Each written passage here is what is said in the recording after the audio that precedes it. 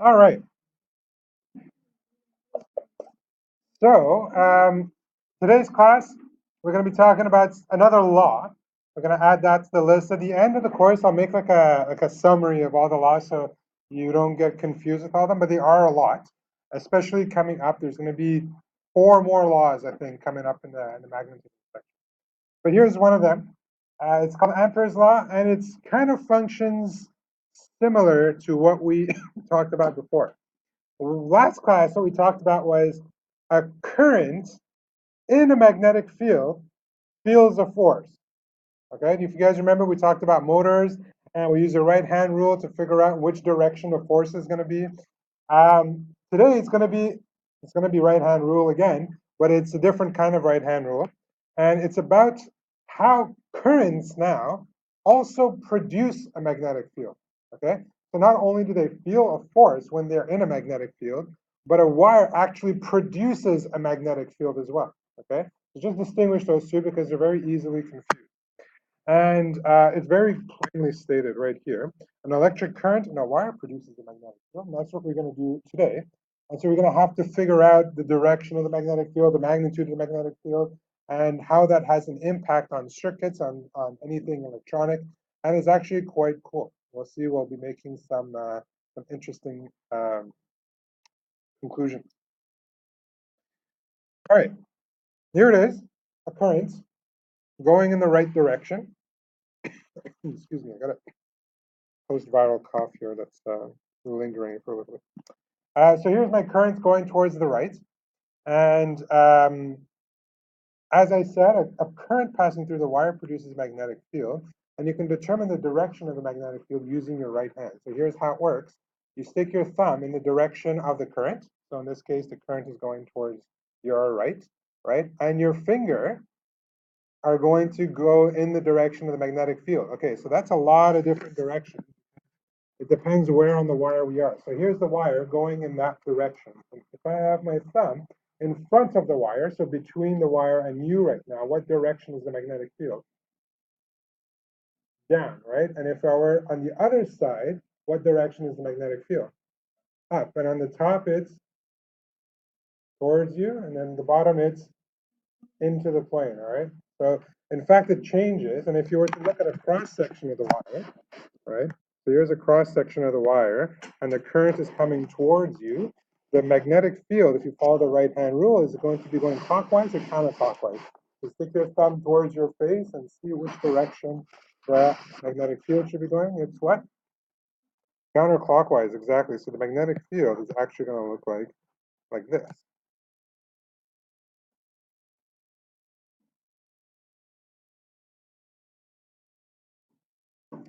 And similar to electric field, all right, the closer you are to the current, the stronger or the weaker the magnetic field.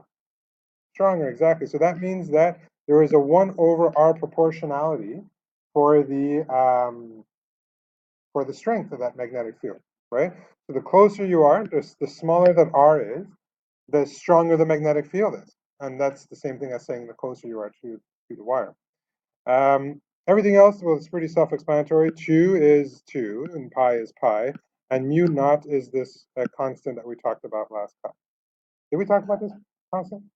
Can't remember, was it you guys or the other class? No? Okay, well, I'll mention it again. This is called permeability of vacuum, or vacuum permeability.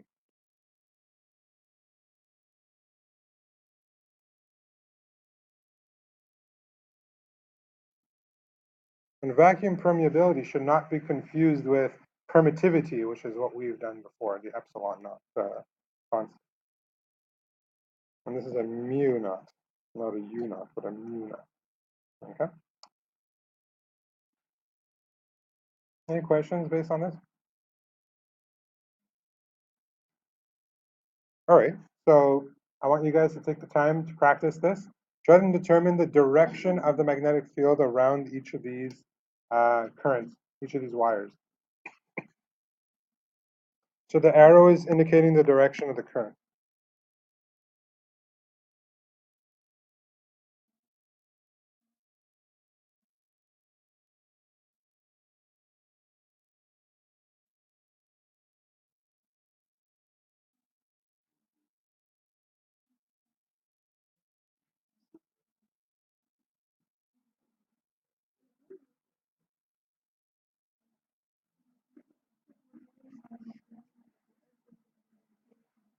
So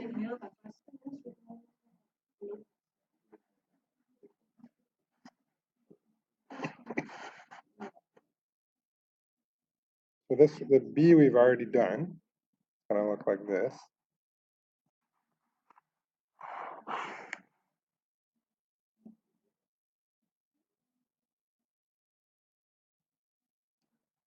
So in A, I'm hoping you guys got something like this.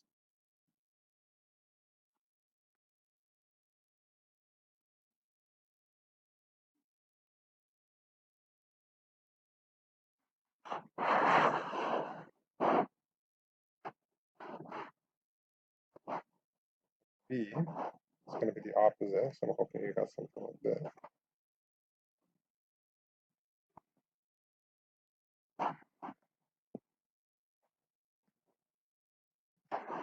You guys take a couple more seconds for the other two.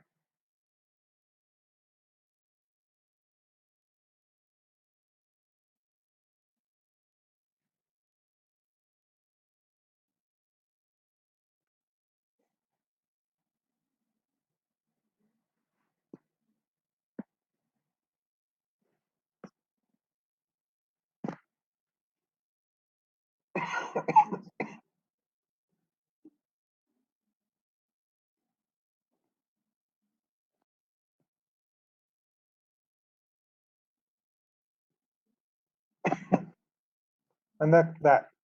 Any questions? Anyone totally does not know how to find a direction? Okay. Elizabeth? What do you mean?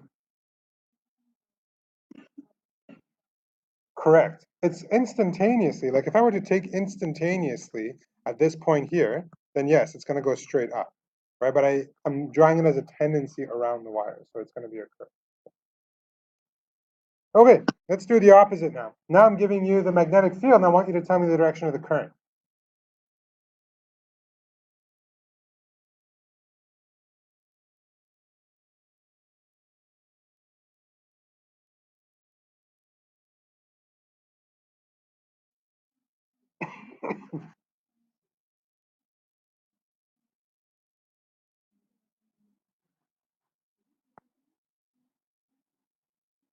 I'm hoping you got this for the first one.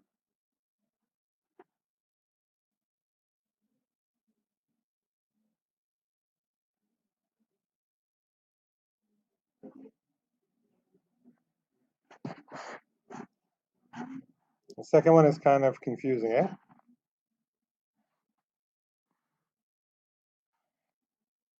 Which direction is it?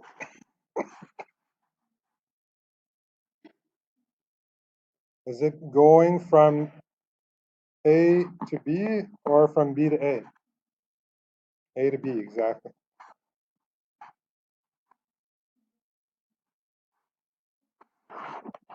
What you could do is just pick one of these loops.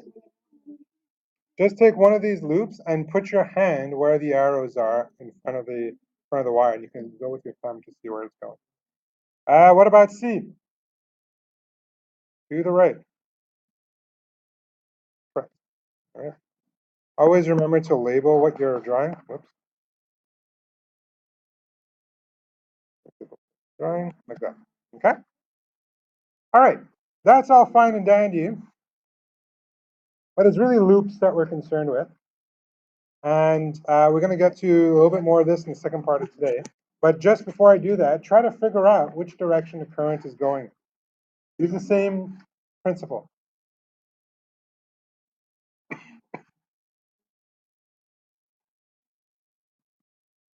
You're going from A to B or B to A? What's it? A to B. All right. Now, what do you notice about the magnetic field inside the loop, and what do you notice about the magnetic field outside the loop? Yeah? Yeah, Zach. Okay. And which direction? Upwards? Is there any, like whether you're from here or for here or for here, is the magnetic field on the inside part of the loop going to be in the same direction? Like, is it that no matter where you look at the wire, if you're looking at inside the loop, it's always going to be pointing upward? Yeah, now that is super duper duper duper important about this, okay? So if there's one thing that you need to remember about this loop, is that the magnetic field all on the inside of the loop is going to be in one direction, all right? That means that you're replicating what kind of object? What kind of object has it that it has magnetic field always going in the same direction?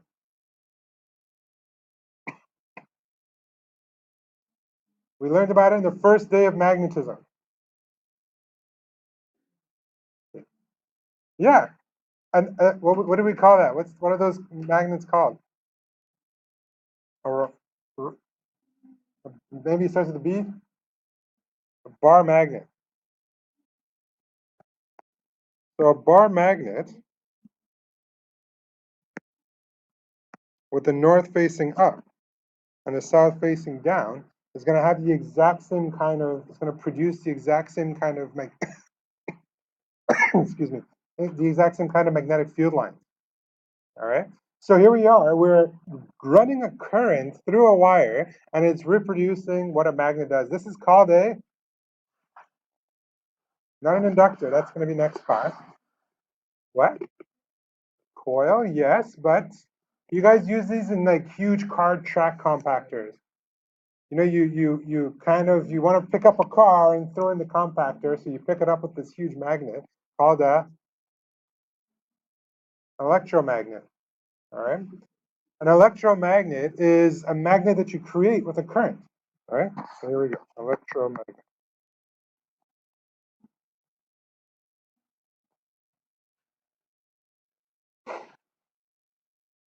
And this is pretty cool because you're basically creating a magnet from technology. You know, it's not like it's naturally occurring or anything like that.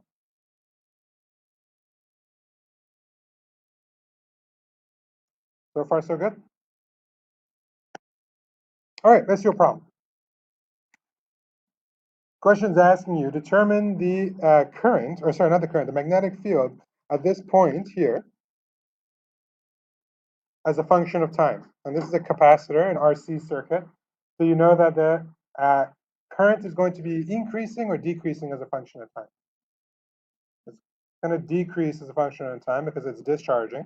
So if the current is discharging, or the current is decreasing rather, is the magnetic field going to decrease as well, or is the magnetic field going to increase? Also going to decrease, all right? All right, so let's figure things out here. What would be the initial magnetic field there? So what we need to do is figure out the initial current.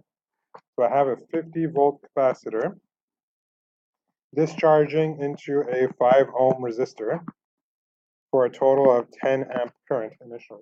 That's my initial current. Now I can figure out my magnetic field because I have a current going there at 10 amps.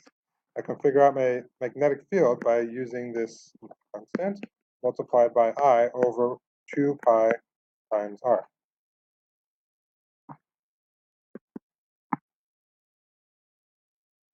This is easy. I'm not going to go through with it. I just want to point you guys to something that you can do mathematically. Okay, this is a very useful tip. It's asking you to find the current as a function of time. And what I have here is an equation that shows me the magnetic field as the magnetic field, initial magnetic field. But you don't have to use this equation only for initial. If you were to call this B is a function of time, well, all you have to do is multiply it by I as a function of time, because that's the only thing that's changing with time. Right? And everything else remains a constant. This is a constant here. So you can actually determine what the magnetic field is going to look like. If all these are constant and I looks like this, then B is also going to look like that, because it's just I multiplied by a bunch of unvariable numbers.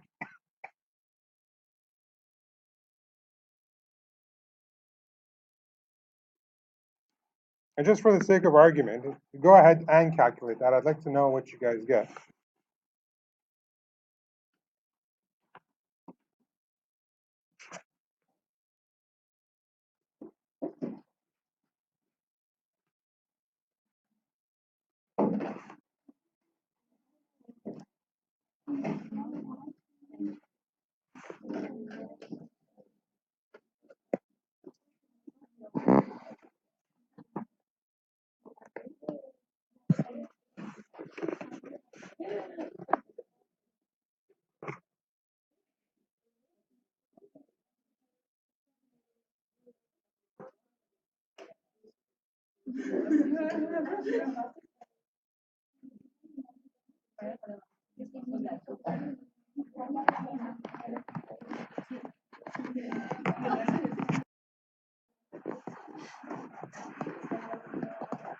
What'd you guys get?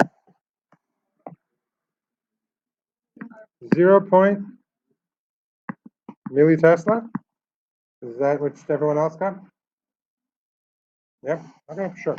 It doesn't really matter as long as you know which numbers to plug in where. You know, the constant is 4 pi times 10 to the minus 7. I is given to you, it's 10 amps. 2 pi also constant. R is 0.01 meter. Okay, just don't forget to convert that into meter. Yeah. The constant is 4 pi times 10 to the minus 7.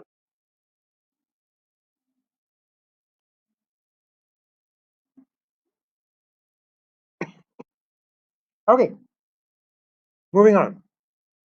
Here I have two wires, all right? And as you know, magnetic field is a vector, and you can't have two vectors in the same spot. So if you have a magnetic field at one point, what is that magnetic field going to do? Yeah, yeah, yeah, the thickness, yeah. Unless they're telling you something about it. Yeah. Center. Yeah. If I have two vectors, what do I do when I want to, talk about both of them? You add them up, exactly. Right? That's exactly what we're going to do. Now, this wire is going to produce a magnetic field. Whoops. This wire is going to produce a magnetic field, and this wire is going to produce a magnetic field. And so it's easy to find out what's going on with this one because it's just going to be B1 plus B2, and that's going to give you the B total. So let's try to figure it out conceptually first, and then we'll figure it out mathematically. For wire 1, I'm going to call this one wire A rather, and wire B. For wire A, what kind of magnetic field is it producing at point 1? In which direction?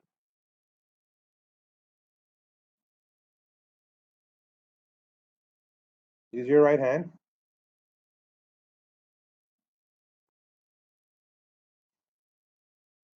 And what direction is it? Towards us. So I can draw it as dots like that. I'm going to call this magnetic field A. Okay? What about wire 2? What is the magnetic field going to look like in that direction, in that wire? At point 1 again. Into the board. So magnetic field, I'm going to use a different color. Magnetic field is going to be into the board. And we're going to call this magnetic field B.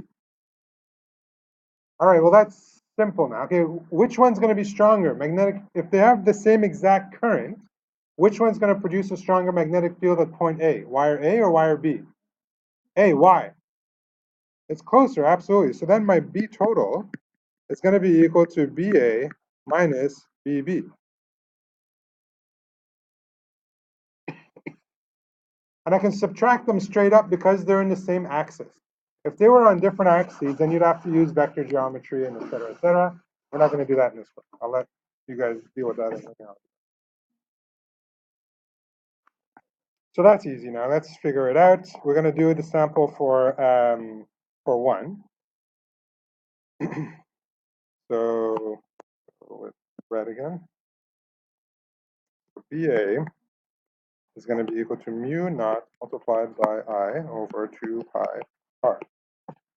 That's 4 pi times 10 to the minus 7 multiplied by 10 amps over 2 pi times 2 centimeters.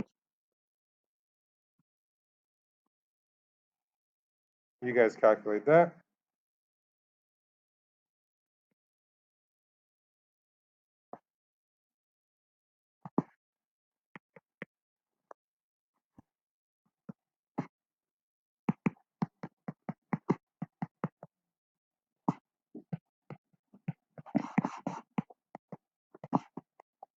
What's the distance from my second wire, my B wire,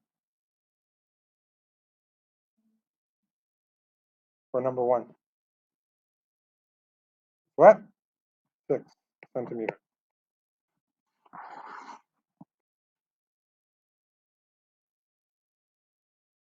So it's 3 times less. My magnetic field for B should be 3 times less than my magnetic field for A.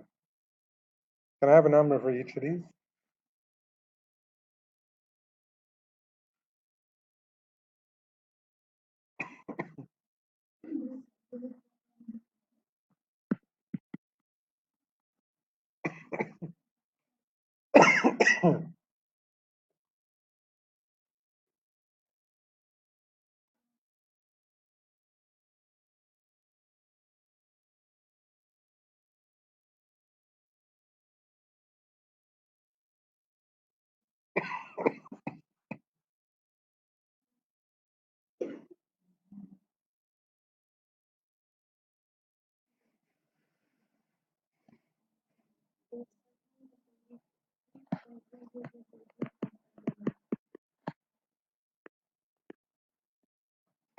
Very good. If you were too lazy to calculate the second one, you should know that the first one was going to be 3 times more than the second one. So you could have just divided it by 3, and you would have gotten it. That's perfect. Now we can calculate the difference. So if we did a subtraction here, it's going to be 0.066 Tesla, or millitesla. And that's going to be the strength of the magnetic field at point 1. Is it going to be towards you or away from you?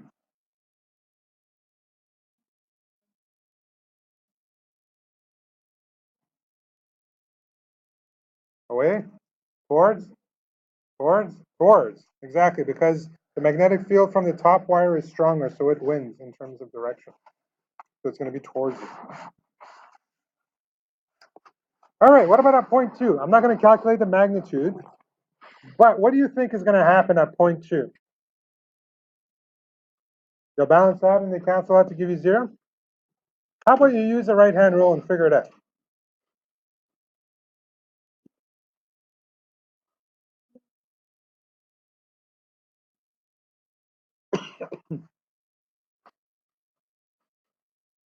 So they're both going to be pointing in the same direction. And which direction is that? Into the board, exactly. Since they have the same current and the same distance from each wire, you can just figure out the magnitude of one of the magnetic fields and just multiply it by 2. I want to ask you guys to calculate it. It's kind of tedious. You guys understand it though. If you use the right-hand rule, do the vectors add up? The vectors need to cancel each other out. What happens? What could you say if my both currents were going in the rightward direction? What would the magnetic field be in between them? Let's say I had a wire like this and a wire like this, and right here I wanted to figure out what the magnetic field is. Both of these are going to have a current of 10 amps, and the distance here is going to be the same as the distance here. What could you say about the magnetic field at that point in the middle? In this case, it gets canceled out. Okay?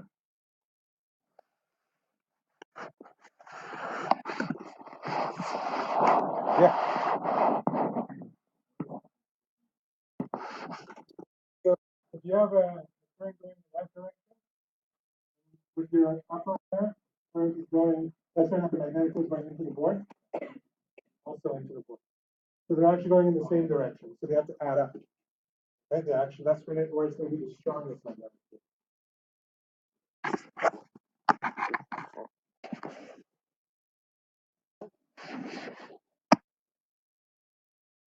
All right. Now we're talking about wires. And I want you guys to remember what happened. What did we learn last class about wires that have a current in a magnetic field? They feel a force, exactly. Now that makes total sense that they would feel a force. If we were talking about, let me just go back to this drawing actually, because I think it's more clear. If I were to just ignore the bottom wire, if I were to just ignore this wire here, imagine it's not there. I have a current going in this direction. I use my right hand. What's going to be the magnetic field all along below this wire? Into the board everywhere, right? So it's into the board here, and then just it's getting lower and lower and lower. So the point is that everywhere below this wire, it's going into the board. So that means I can draw a magnetic field there, going everywhere into the board. I'm going to draw them closer together as they get closer, and then once you get really close, they get really close together. Then here, they're really far apart. And what did we say last class about a wire that has a current inside a magnetic field? What does that wire feel? A force. And in what direction is that force? Now we've got to use our right-hand rule and find out the force. So it's thumb in the direction of the current, fingers in the direction of the magnetic field, and the force is therefore going to be going in which direction? Upwards. So that means there is a actual force pushing the wire upwards, and that's what this FB is, all right? Magnetic force pointing upwards. So one wire is actually causing the other wire to get pushed upwards, all right? And if I have a wire here that has a current, that means it's also producing a magnetic field up here, right? In what direction is that magnetic field pushing? So it's going to be, okay, towards you guys. So it's going to be, I'll draw this one in a different color. So now this top wire is going to be in a strong, or not in a strong, but in a magnetic field pointing towards you. Right? And now we could also use our right-hand rule to determine the force. So current in that direction, fingers, the force in which direction? Downward. All right. So that means what? If I have two currents and two wires that are parallel, going in the same direction, what kind of force is happening between these two wires?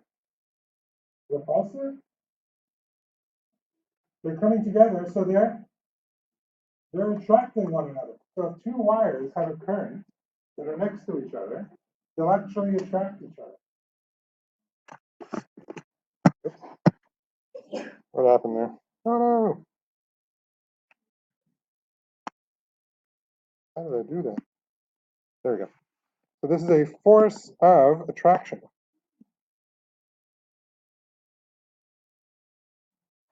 Force of attraction. What if my currents are going in the opposite direction? What would they feel? Yeah, go ahead.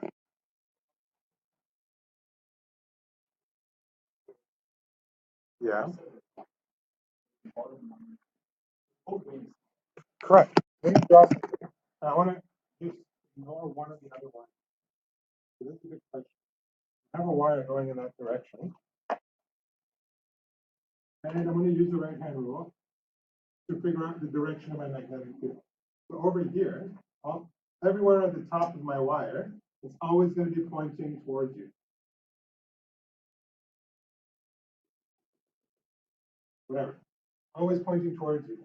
That's at the top of the wire. How about below the wire? Down over here, right? So below the wire, it's always going to be pointing into the board.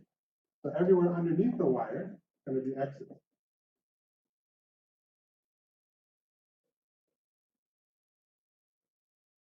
Okay.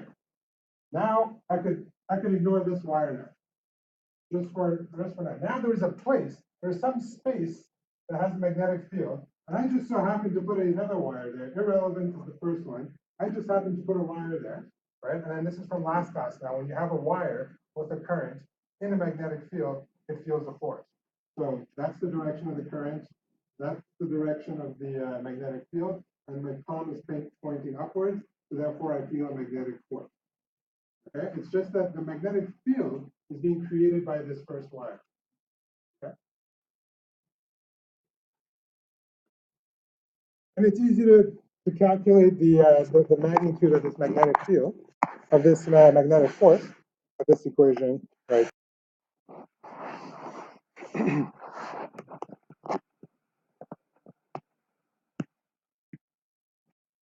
This is the magnitude of the current of each wire.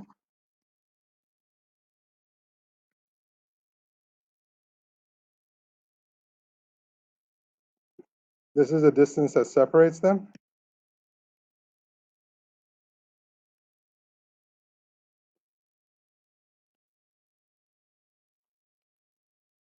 And this is the overlapping length.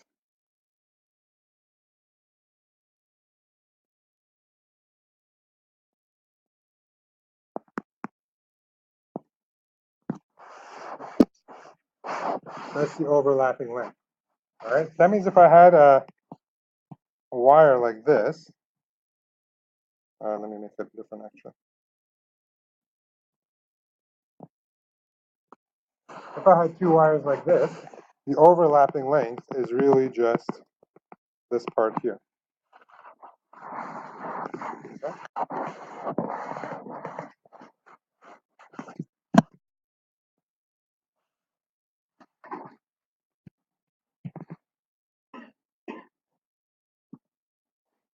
So what is that, like 5 applications of the right-hand rule? There's another one coming next class. I think that's like the tipping point where I find it to be way too confusing to use your right hand for so many different things. All right. Let's do a problem.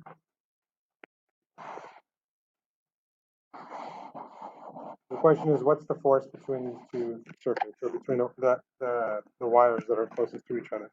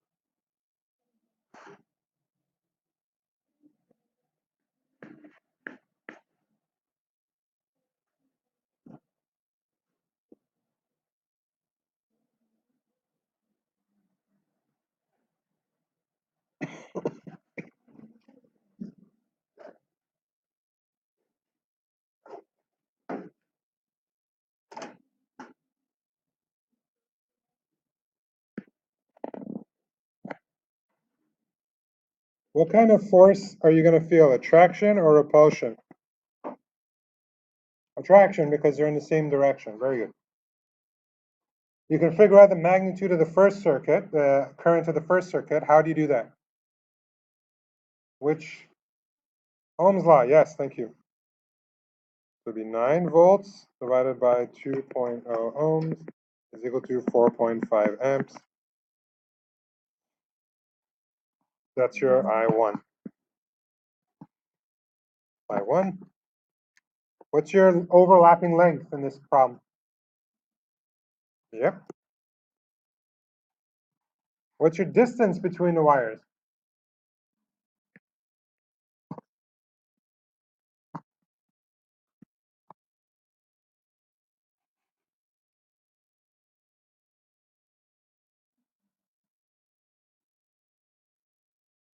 And your force is given to you.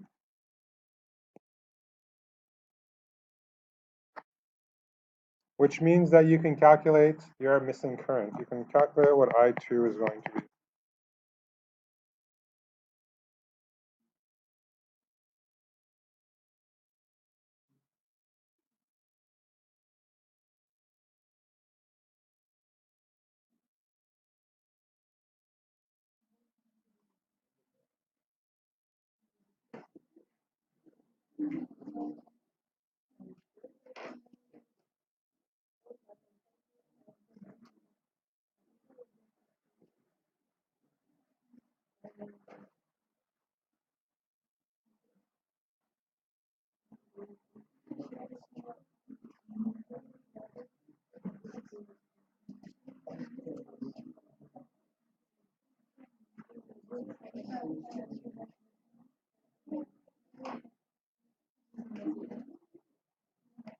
What did you guys get for I? 3? That's right. And it's not asking you for what the current is, it's asking you for what the value of R is. So that means that if it's 3 amps here, if it's 3 amps here, then we can figure out R by using Ohm's law. So V over I is equal to R, which is 9.0 volts over 3 amps, the V here, is equal to 3 ohms. 3 ohms.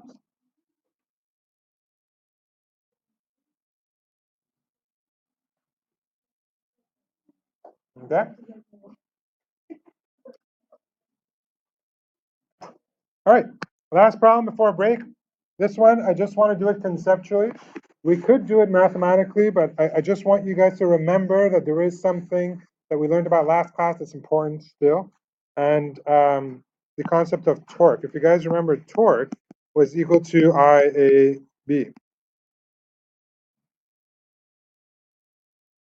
And the question is what is the magnitude of the torque? And that's okay, so we're looking for torque, and torque is equal to the current in here, which is the current of the loop. I'm going to call this I sub L, multiplied by the area of the loop. And the area of the loop, in this case, it says it's a circular current loop, which means that if it has a diameter of 2 millimeters, it's going to be 2 millimeters times pi, right? Multiplied by the force, or sorry, the magnetic field. And the magnetic field can be calculated using what we learned today. The magnetic field is being created by this wire, and this magnetic field is going to be equal to mu naught times the current of the wire. I'm going to call this Q, I sub W, divided by 2 pi r, and I'm going to call this distance r. Okay? And again, the area is pi times the diameter of the loop.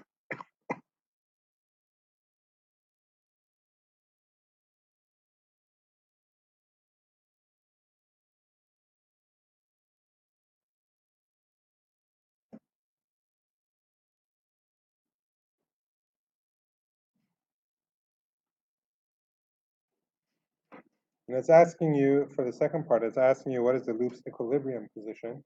That is, when is the loop no longer going to feel any torque whatsoever? Where does it need to be, or how does it need to be oriented?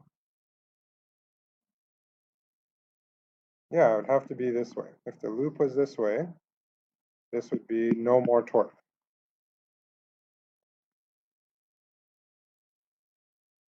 And therefore equilibrium.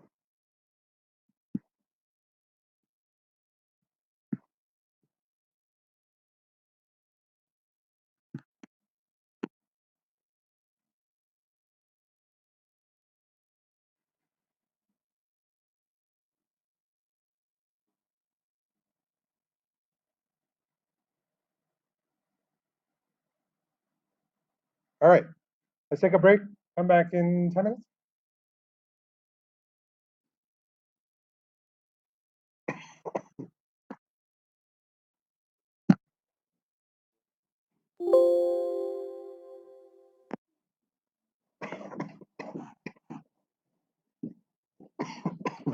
I'll see.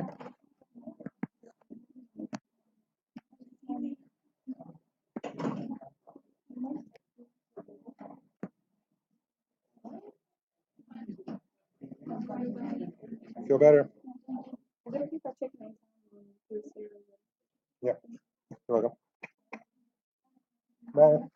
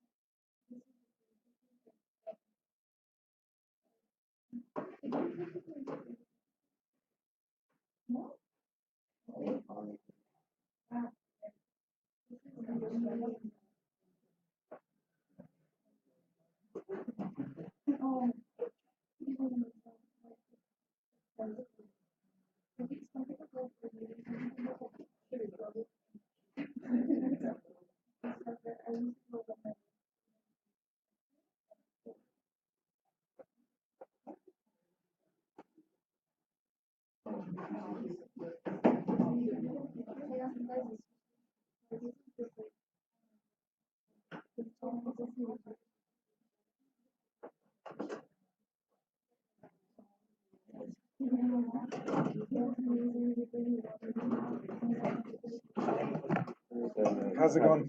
It's going pretty well. This is the first part of it, Okay. and Remind me what your project was again. it's a electronic alarm clock that wakes you up when the sun Okay. comes up. And so I was just wondering, so the first part was complicated enough? Okay, what's the second part? There's going to be an LED display, like 16 by 50, 16 by 5 LED display that's programmable so that it changes with the time. Yeah, that's fine. What's the, does this work the way it is? Yeah, you plug in the battery and basically it works for the light. We're not for now, but Yeah. as the light goes up, at some point the photoresistor, like the resistance is so low that it turns on. You want to try it out? It should work. Oh no, I've tried it out many times. Okay. And if you put your finger over Yeah. it, nothing happens when you Yeah. remove it, it rings? Yeah. What's this here? Oh, this is for the second part. Oh, I see. Okay. These are going to be used to program. I was just because it's just like a transistor for resistor, but it's okay. Yeah. It's, Okay. You went beyond by using those two. Yep. I might try to find a different battery because this might be a little aggressive. A little aggressive.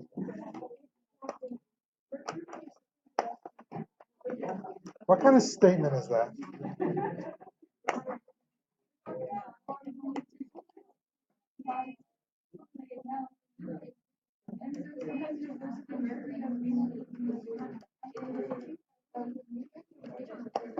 Mercury is a bioaccumulation of predator fish.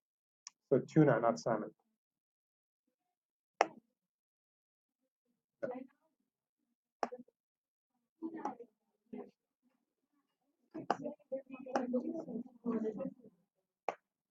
And that's only if you eat a lot of it. They say that if you're pregnant, you shouldn't eat any tuna. But like any normal human being is fine with it because it's so little that it doesn't affect you. Yeah.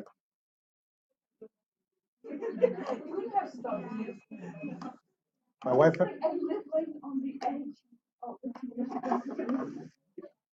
My wife and I were in Japan when she was pregnant, and I was eating all the fresh fish, and she was just staring at me.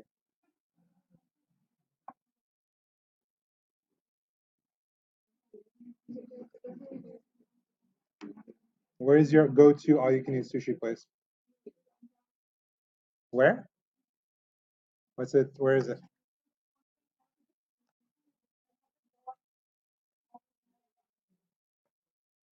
Oh, like near Best Buy, around there.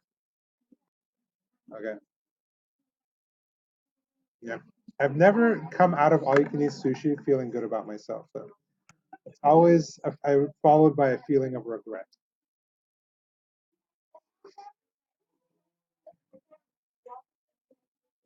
And then they also charge you per piece that you waste, and that last like wave of orders, you're like, what was I thinking? There's always some strategy. Some people shove it in their mouth and they go to the bathroom and they spit it out.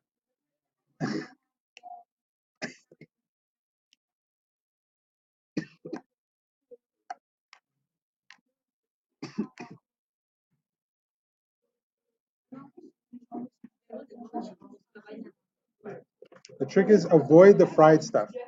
Don't. No, but there's some sushi that they put like a lot of tempura in, or they put like fried shrimp in it, or they fry the roll itself. Avoid those. Yeah, but see, like that's premium stomach space that you could be using for other stuff. There- yeah.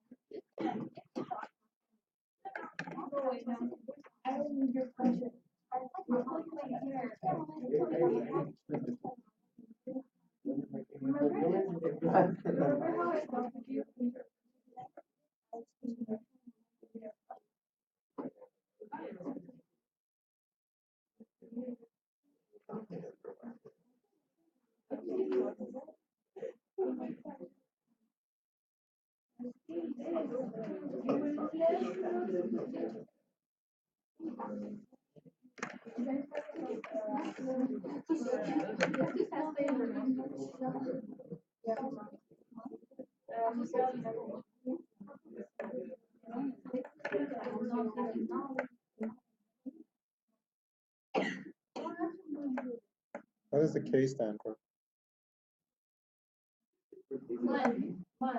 Mon.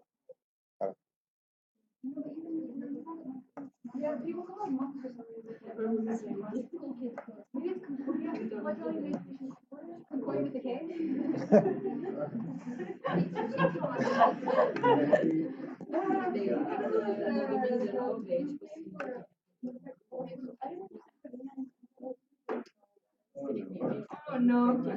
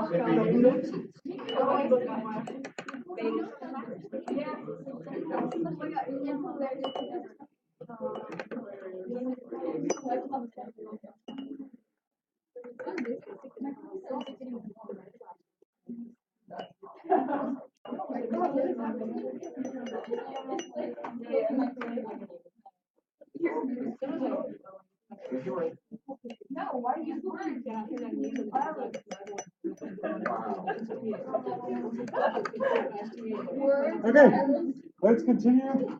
This second part is actually much shorter, and as soon as we finish, it's gonna be back to testing. It's really not complicated. It's actually just really a continuation of what we did just before the break. It's a topic on solenoids, and I'll explain to you what a solenoid is, but in fact, you already know what that is.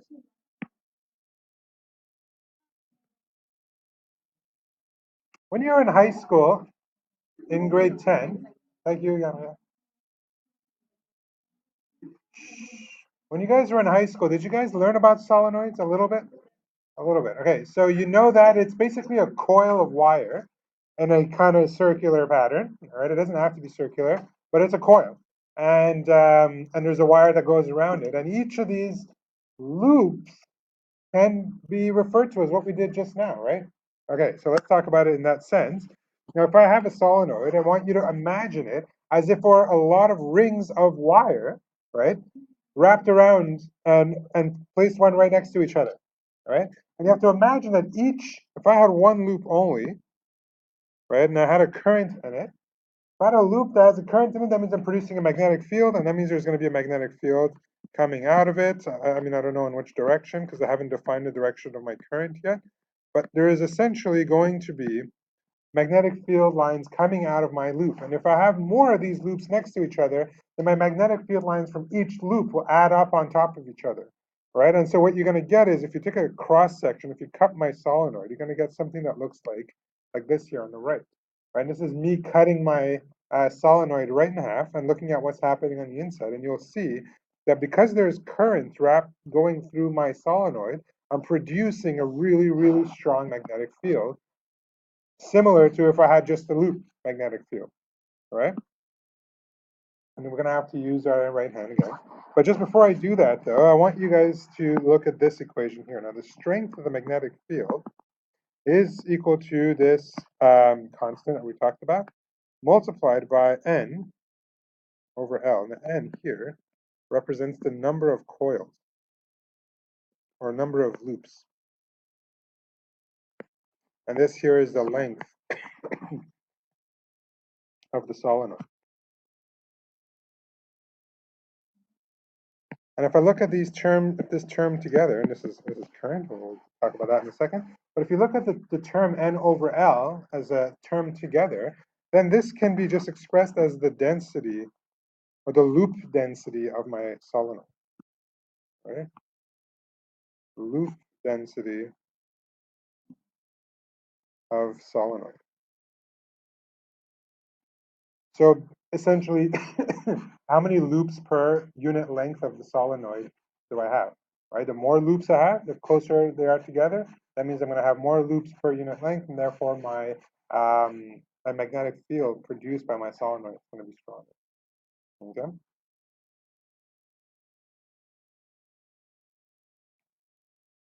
And okay, here it is, another right-hand rule. If you were to put your fingers in the direction of the current, all right, this is a different one from before, so try to follow along if you can. If you put your fingers in the direction of the current, your thumb is going to point towards the magnetic field. So in this case, the magnetic field, whoops, it's going to go like this. So these are going to go around and come back. No, go back.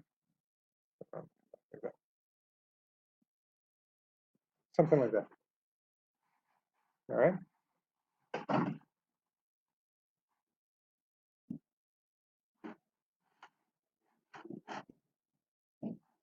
So what if this is like what?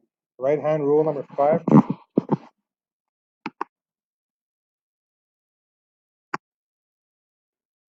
Let's practice this idea now.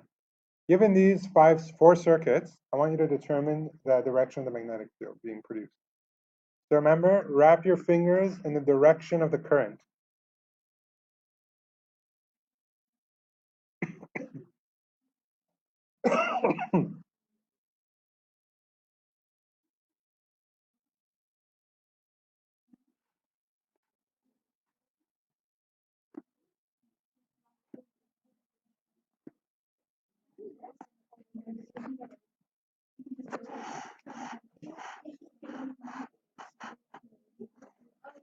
This is not an easy activity. It takes some imagination.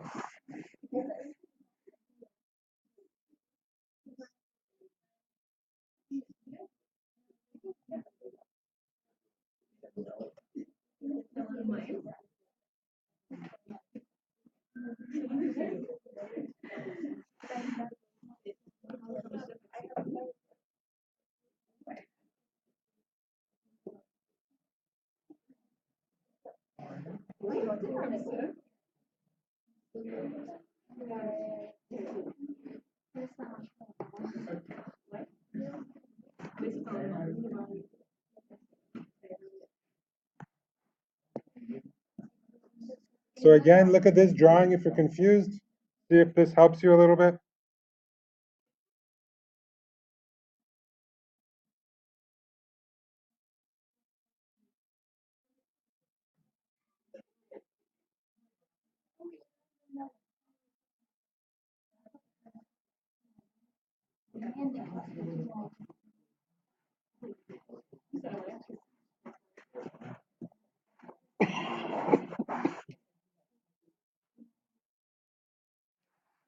So in the first drawing, what direction is it? Up. In the second drawing, what direction is it? Up. So the current is coming like this, We put our hands in that direction. Thumb is pointing up. The answer is up. Is that okay for you guys? It's kind of, you have to use your imagination. It's not, this is not easy. Don't think if you don't understand this in the first shot, just keep thinking about it, okay? In this direction, current is going where? This way, right? So which direction is north? Upwards or diagonal upwards.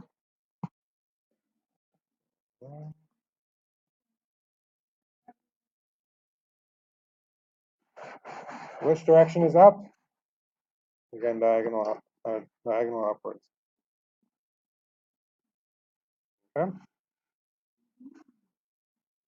I wish I can tell you that it's always where the positive and the negative are, but that is totally untrue. Don't fall for that, okay?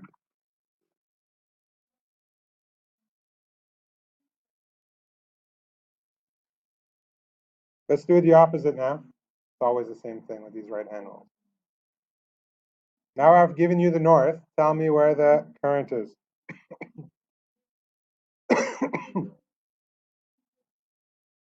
So I'm going to draw just a red line here.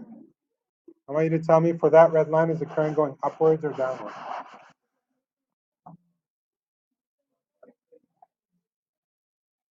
Exactly, like this.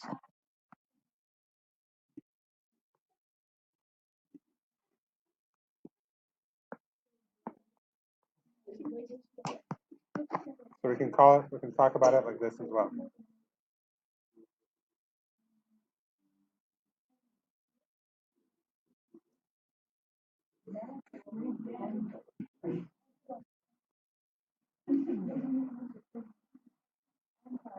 And my red arrow and my red line, is it pointing down or up? Down, very good.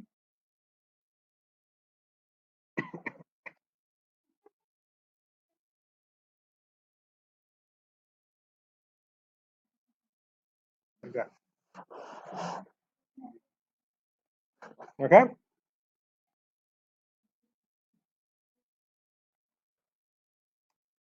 At point 1, inside my solenoid, you have to tell me which direction the magnetic field is. I want you to just point your attention to this cross section. It's actually telling you the direction of the electric current with these X's and these dots, okay?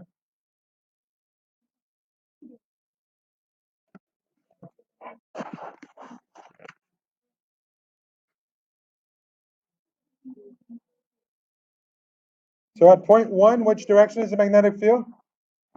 To the right, to the right, everybody to the right. And therefore, if this is a magnet, you don't even need to do your right-hand rule for point number 2, right? Because this is a magnet. Let's call this a north-south magnet, right? The magnetic field is going to go like this. So in this, at point 2, the magnetic field is going to be going towards the left. The question asks you, which direction is a compass going to point? The direction of the magnetic field, right? Always, and you put a compass, it's always going to point towards the magnetic field.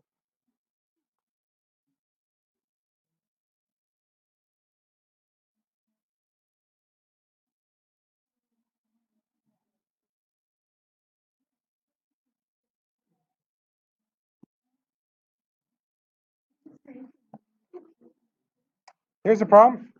You guys work on this. It's pretty simple. It's about plugging in some numbers, really. So L is equal to 2 meters.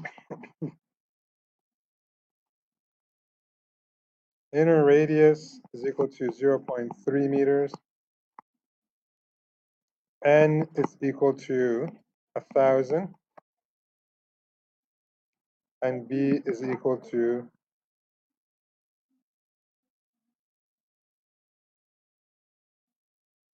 1.0 Tesla.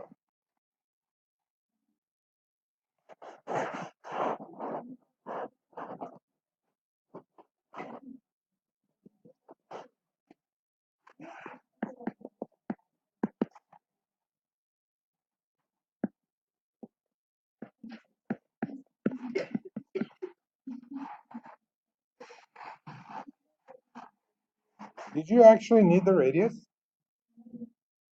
No, what does that mean though? If I don't need the radius, does that mean that the thickness, or sorry, the width of my solenoid doesn't matter? It actually doesn't matter. Interesting. As long as I have the right number of turns, the right length, and the right current, my radius doesn't really matter.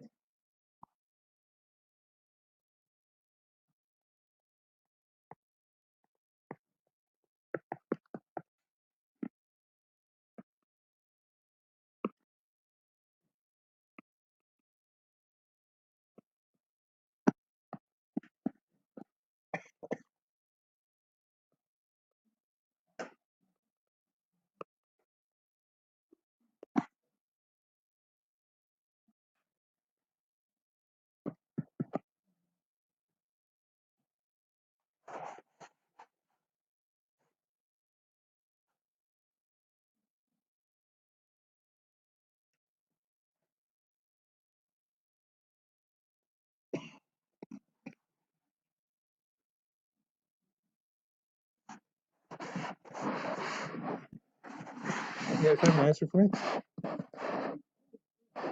Big?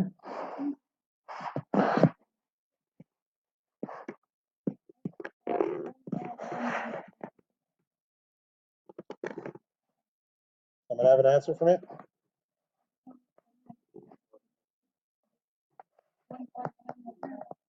Quatre-vingt-douze?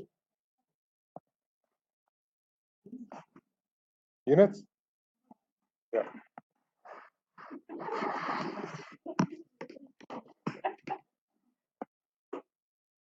That's it. Simple as that. I'm not sure if that answer is right. I'll go with it. It doesn't really matter what the number is.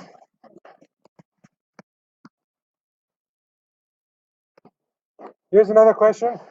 Conceptual. I have a magnet next to a solenoid. I want to know if my magnet's going to get attracted or repelled. Just to point it out in case it's not obvious.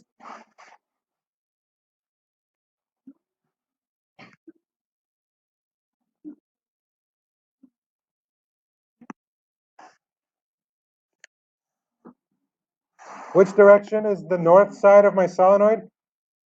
To the right. And then the north is closest to the south. Is it attracting or repelling? Attracting.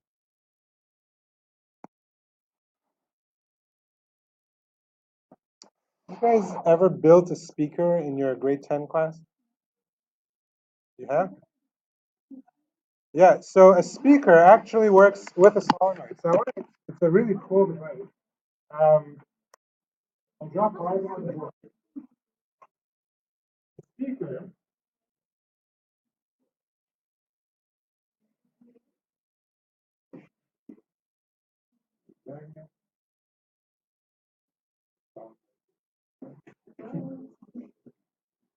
So what happens in a speaker is, well, first of all, we need to understand what sound is. Sound is the movement of air molecules, and a speaker moving up and down. This is kind of like a tampon, a membrane that moves up and down, right? And when it moves up and down, it vibrates the air and it causes sound. Now, how do we electrically get us to produce sound? Well, by modulating the current in this solenoid. So we're going to plug this into, let's say, your iPod. iPods aren't iPhone. iPhone X. Did you guys see the screen of that thing? Kind of weird.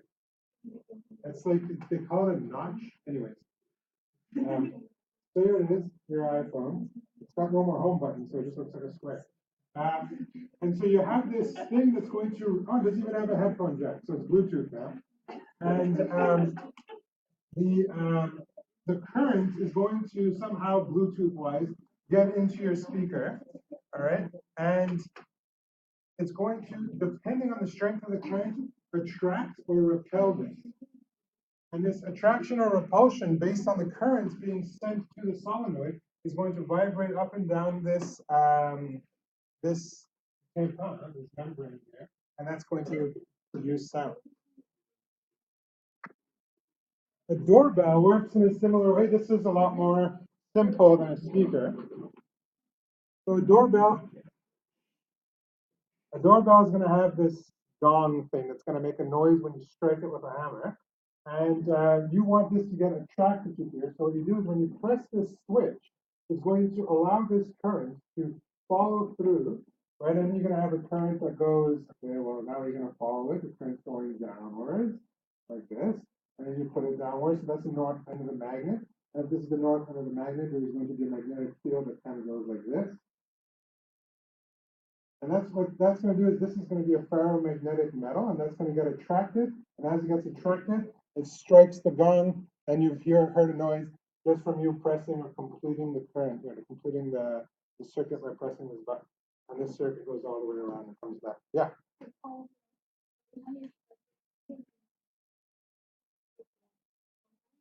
Depends on, I guess the way some of them are designed is that it just sends a pulse of current, and it just sends a one. Some switches, as you press it, and it stays pressed, and it's a constant current. But that switch, it's all depending on the switch. I mean, basically, you press it, does it keep the current going, or does it have one pulse of current? Right? That would be a cool project if someone doesn't like their idea and wants to change it or whatever. That's pretty simple and straightforward. That's all I have for you guys. Our next class, it's going to be hardcore. It's not going to be long, but it's going to be hardcore because we're talking about induction, and you need to understand this like perfectly. All right. Like if you need to go back home and read some of this stuff, do so because you definitely need to know this for next class. Okay. I've sent you an email. I've sent you an email about a quiz that you're going to have next week on Thursday for you guys. It's going to be on everything up until this, what we just did right now. Okay, so it stops. What we're going to do next class will be on the next and last quiz, and that'll be it. Okay, all right.